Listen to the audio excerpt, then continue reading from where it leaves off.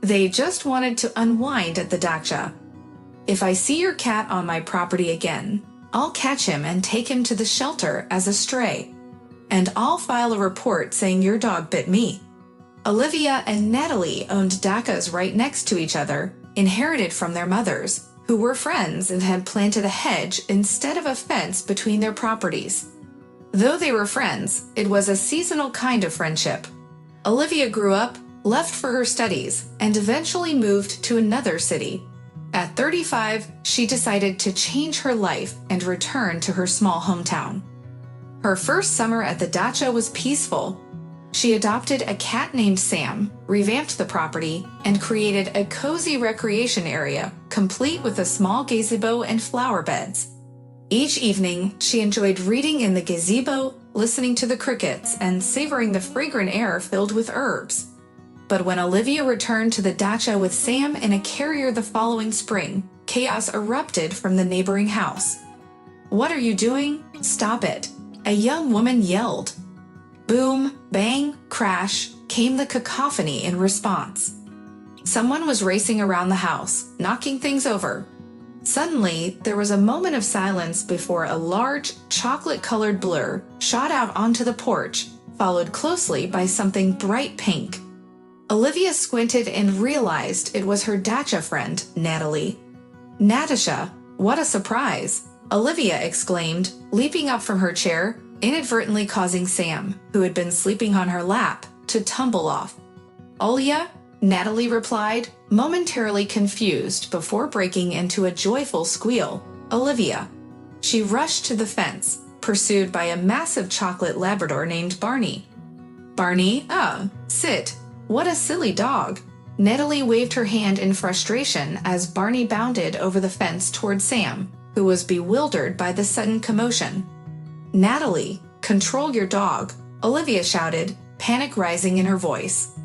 "Don't worry, he's just a puppy. He's playing," her friend reassured her. "Puppy? My Sam is small, and you've got a horse." In a flurry, Olivia scooped Sam into her arms, who immediately tried to climb higher, frantically clawing at her for a better perch. Meanwhile, Barney danced around, barking excitedly, clearly eager to play. Barney, heel. Come here," Natalie commanded, but the dog paid no mind. "Take your dog away first, then come over. We need to talk," Olivia yelled over the barking as she retreated into the house. That evening, the two friends reminisced about their childhood adventures, sharing secrets, swimming in the river, spending the night at each other's homes, and telling scary stories while playing football with the boys. "You know, some of the guys from our summer gang still visit. They come with their spouses and kids. What about you? How have things turned out for you?" "How can I explain? I ran a small business, had a family. My husband kept saying, 'Once we're on our feet, we'll have kids.' But then he left me for a 20-year-old secretary. Now he has a new family and a child. So I decided to stay here for now. I opened a branch of the company and have been living here for 2 summers. What about you?" "I have 2 sons, and they, along with my husband, are visiting my mother-in-law at the seaside. The kids kept begging for a dog, so I finally got one. But now I have no idea what to do with it." "What do you mean?" "Just train it. Take it for morning runs to help it burn off energy and stay fit." "Oh, very funny. Should I just buy him a treadmill?" As her friends laughed, Barney managed to slip out of the house and bounded straight toward his beloved mistress. With one leap, he cleared the fence. With another, he jumped into the gazebo and knocked over a table. Juice spilled from the glasses all over Olivia's white dress, prompting her to vent her frustration about the dog. "Control your dog. Look at what he did to my dress." "Oh, come on. Do you want me to wash it? My boys come home looking worse. They're like little pigs," Natalie replied, holding the dog by the collar. "Natalie, that comparison was completely uncalled for. Don't take it personally, I just..." "Enough? The gathering is over for today. Good night," Olivia snapped, turning on her heel and heading into the house. The morning brought chaos to Olivia's home. Sam, bewildered by the unexpected guest, darted around, knocking down curtains and scattering everything off tables and shelves.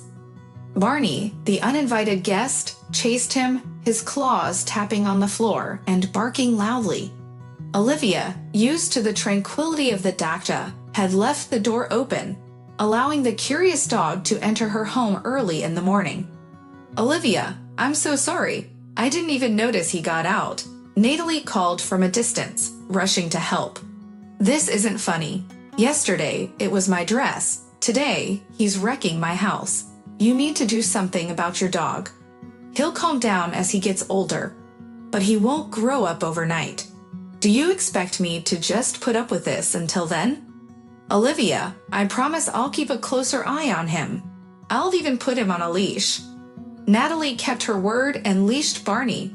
The teenage dog, used to the freedom of roaming with only a leash during walks, whined and barked pitifully, announcing to the entire street how unfairly he was being treated. Olivia's head began to throb, prompting her to approach Natalie repeatedly, demanding that she calm the dog down. Then one day, the incessant barking suddenly stopped. While weeding a flower bed, Olivia was careful not to disturb the delicate flowers she had worked so hard to cultivate. Just as she was getting into a rhythm, someone lunged at her from behind, knocking her to the ground and breathing heavily in her ear. "Barney, Natalie exclaimed, her voice laced with horror as the dog stepped back from Olivia. "This is too much, you promised." "Olivia, a dog can't be on a leash all the time." "Then keep an eye on him. This is your last warning. You know, I have complaints too. Your cat keeps marking his territory all around my house and brings mice to my porch." "You have mice. What kind of a housekeeper are you?" Olivia shot back. "No, he brings them from your place," as if to say, "My mistress has plenty of them." The two angry women turned away from each other, each fuming as they walked off in opposite directions. Perhaps that warning would be the last, but Barney's mischief was far from over. Early one morning, he escaped from the house and buried a bone right in the middle of Olivia's flower bed. When she woke up and saw the disgrace, she marched straight to Natalie to confront her. Meanwhile, Natalie was in tears over her favorite violets. Cheeky Sam had jumped onto her windowsill and knocked over her flower pots. There was no doubt it was Sam, not Barney. Natalie had caught the cat in the act, and to her surprise, it turned out he had a particular fondness for cucumbers, nibbling them off the bush like a connoisseur while growling contentedly. The neighbors faced each other, hands on their hips. Where had their sophistication and composure gone? Like two market grannies, they exchanged curses and threats. "Your cat has completely lost it. It seems like he deliberately comes to taunt Barney. He sits under the window and yawls. And your dog is racing around the dacha like a lunatic, trampling all my flowers. You'd be better off walking him in the woods in the morning. And you feed your cat, he's eating my cucumbers. Maybe you should feed yours. He's always lurking around the gazebo when I'm trying to have breakfast." "Oh, look at her, having breakfast in the gazebo. In that old wreck. At least I have a gazebo. You don't even have one. If I see your cat on my property again, I'll catch him and take him to the shelter as a stray, and I'll file a report saying your dog bit me." The women shot fiery glares at each other before storming off in opposite directions. The next morning, rain poured down, causing the neighbors to sleep in longer than usual, lulled by the sound. Olivia was the first to wake up. Sam usually curled up at the foot of her bed, mewing for food at 5 in the morning before settling down for a cozy cuddle while purring. But today, the cat was nowhere to be found. Olivia searched the entire property, but there was no sign of her pet. Then she noticed tufts of fur near the hedge. "Your Barney, my Sam's." Olivia pounded on Natalie's window. Startled from sleep, Natalie squinted to understand what was happening. "What Barney? What Sam? Did your cat drag mice in again?" "No, your dog? Here," Olivia shouted, holding out a tuft of fur. The rain intensified, water streaming down her hair and mingling with her tears. "Barney, come here," Natalie called, but there was no response. Worry gripped both women as Natalie searched the entire house. The dog had vanished without a trace. Dressed in nightgowns and hastily thrown on robes, they rushed into the street, calling for their pets. In response, there was only silence and the occasional bark from other neighbors' dogs. "Admit it, did you call animal control?" Olivia asked hoarsely. "Olivia, how could you say that? I would never. They're just silly little animals." "But Sam, your flowers, and those mice. And Barney, your flower beds. Maybe you're the one who called them?" "No way. I love animals, even the silly ones." "What do you think happened to them?" The two women settled in the gazebo, pondering their next move. The rain had almost stopped, and the rhythmic patter was now softer. Suddenly, a faint whine came from the far corner of Natalie's yard. "Barney!" she shouted, rushing toward the sound. Then she screamed, "Olivia, come here." "Oh my God," was all Olivia could muster. Barney lay under the currant bushes, seeking shelter from the rain, with his head resting on his paws. From beneath him, a disgruntled cat's tail was visible. When he spotted his owner, Barney perked up, lifting his head. There, underneath him, squinting in annoyance, was Sam. Both were muddy, as if they had spent the night playing tag in the muck. The neighbors brought the animals home, washed them off, and realized that Sam and Barney had indeed been having a wild night of fun. The state of the trampled beds and flower beds confirmed it. The next night, history repeated itself. The dog and cat continued their mischievous adventures, not caring about the cleanliness of their paws. However, they returned home in the morning, bringing all their garden mess with them onto Olivia and Natalie's freshly cleaned sheets. "Neighbor, we need to come up with a plan for these troublemakers. They're going to ruin everything. Maybe they'll calm down." "No, look, they've become friends." "Come on, they're not kids. We can't let them visit each other," Olivia chuckled. "You're right. That means we need to raise the fence around the flower beds and vegetable patches. By the way, I invited a dog trainer to help with Barney." "Oh, what a coincidence," said a smiling man who appeared behind the fence. "Henry, is that you?" Olivia froze. "Of course, I'll teach your Barney the proper way to trample the vegetable patches, and you happen to love animals. What else would you expect?" Olivia scoffed. Henry was genuinely committed to helping Barney. Ever since he was a child, he had dreamed of becoming a veterinarian or a dog trainer, ultimately deciding to pursue both paths. Well known in the city for his expertise, he treated, trained, and educated pet owners on how to care for their animals without spoiling them.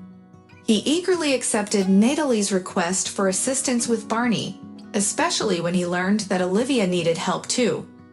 In his youth, Olivia had been the girl of his dreams, and seeing her again now, he realized that feeling had never faded. "So girls, are you pleased with your pet's behavior?" Henry asked one day. "Absolutely. You've done wonders with Barney, and my Sam has become so well-mannered." Olivia laughed heartily. She was well aware of Henry's youthful crush and found herself charmed by him as well. Let's celebrate this new chapter in raising your furry friends with a neighborly dinner. Henry hadn't been to the dacha in nearly a decade, but now he felt enveloped in the nostalgic atmosphere of his youth. The two women brewed tea and chopped salads while Henry grilled meat. Soon, Natalie began calling for guests, and before long, a lively group had gathered in Olivia's old gazebo. Friends reminisced about the past, shared plans and dreams, and showed off photos of their children, marveling at how much they resembled their parents. Henry quietly took Olivia's hand and said, "I heard you're not married. I'm single too. If you're willing to share me with my furry patients, maybe." "Let's give it a try," Olivia replied, feeling shy. Meanwhile, Barney and Sam lounged on the porch of Natalie's house, engaging in a silent dialogue. "Look at them. They've made up. Yeah, you had a great idea. And you were great too." But was that dialogue genuine? Neither Barney nor Sam would say.